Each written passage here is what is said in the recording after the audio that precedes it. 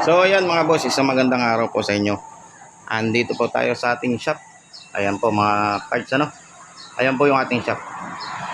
So may nagdala po ng pagawain ngayong umaga. Kadadala lang po mga parts. Ayan. So isang heater, no. So ang problema, nawalan daw ng power. Kaya hindi na daw nila magamit. So dapat iilaw to. So walang power kahit nakasasak sa kuryente mga parts. So yan. So natanggal ko na po yung tornilyo niya, no. May tornilyo sa dito ito mga parts. No. So inalis ko na po.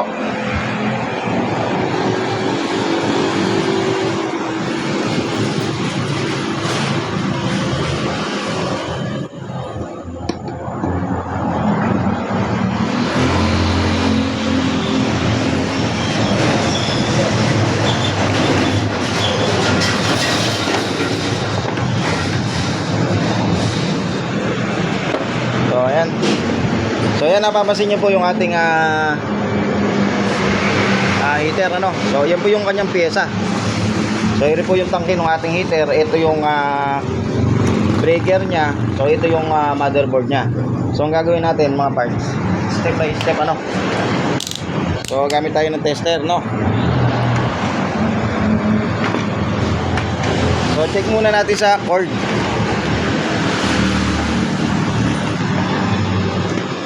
Pasensya na kayo, maingay dito sa aking shop ano. Dahil tabing highway po tayo dito, no. Okay. So check natin doon sa cord.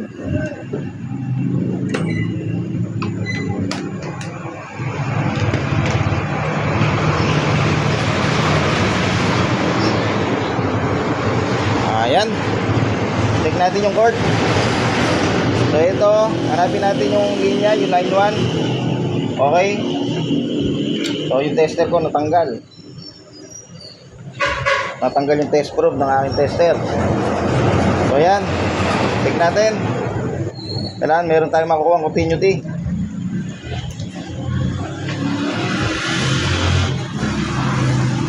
Okay. Meron. So meron. So next step natin mga parts ano. So next step natin dito naman sa breaker, no. So itong breaker na to, tetest natin. Ayan, i-on natin. So yan.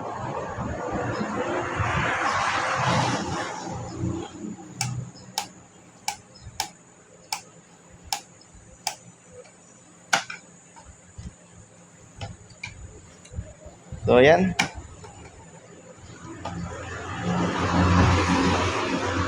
Yun natin ano. So okay. Meron. So okay, meron din, no. So buo yung kanyang breaker. So ngayon, okay naman yung breaker niya. So may wire na papunta rito, airing kulay asul saka airing kulay brown ano. So tingnan natin kung merong continuity. Kung meron, isa. Kung meron. Ngayon saan tayo magpo-focus dito ano? So tingnan natin yung pinaka heater tank niya.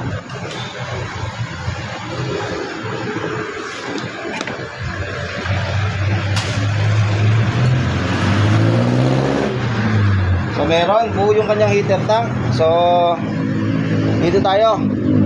Papunta tayo rito.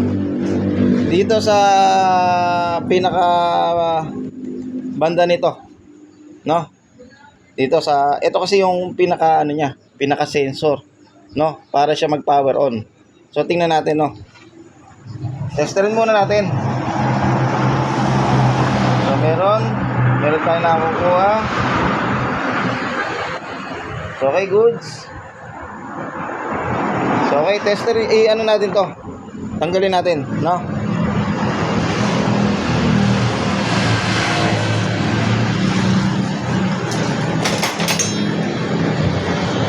So yan.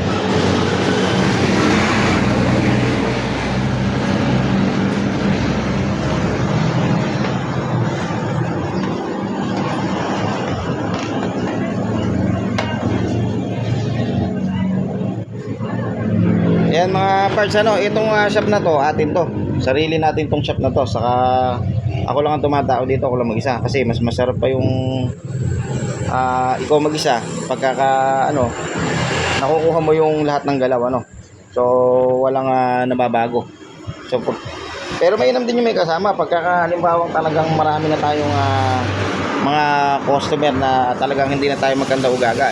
Sa panahon kasi ngayon, marami tayong kalaban na katulad din natin na nagre-repair.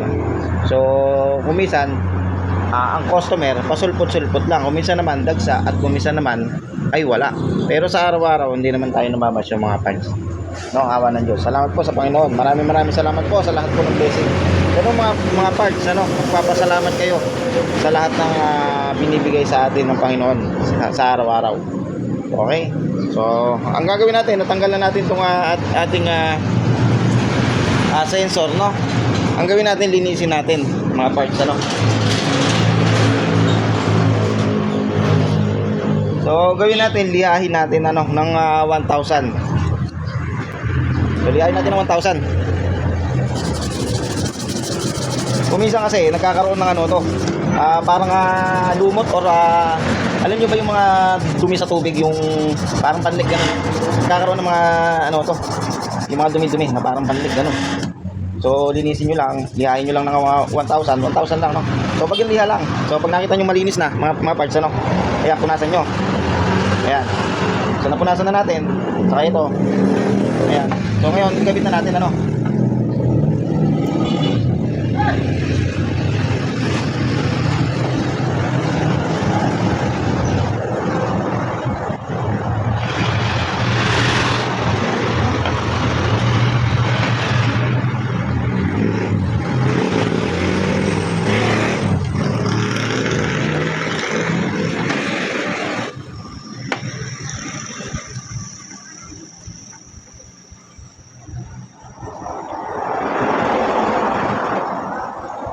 Siguraduhin nyo lang sa pagbabalik nyo, naibalik nyo ng tama kasi baka mamaya may maglit na tubig dito, magkakaroon to ng ground, So siguraduhin nyo lang naibalik nyo ng tama at saka yung water seal sa loob. Siguraduhin nyo na nandoon kasi pagka hindi naibalik ng tama ito, magkakaroon ng tagas dito. Makukuryente yung gagamit, magaground, Kasi ito katabi niya yung supply.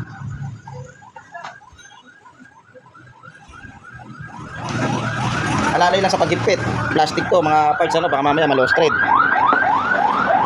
Ayan mga parts, ngayon ang ginawa ko, sinabit ko po muna dyan para matesting po natin. Tapos naglagay po ako ng timba para bagsakan ng tubig.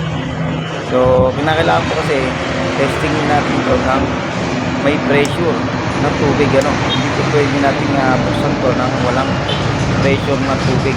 Yung tubig kinakailangan umakyat dito, sa ating heater tank. So, ayan, kapasipasin nyo po mga parts, nakasaksak na po yan. So, ayan, tingnan nyo po, alisin ko po ulit saksak at ipa-plug in ko, ayun. Kapasipasin nyo po, meron pong umihilaw na, So, ibig sabihin nun, ayun, So, ibig sabihin nun, okay na po yung ating heater na to, So, umiinit na rin po siya mga parts. So, ganun lang yung gagawin nyo,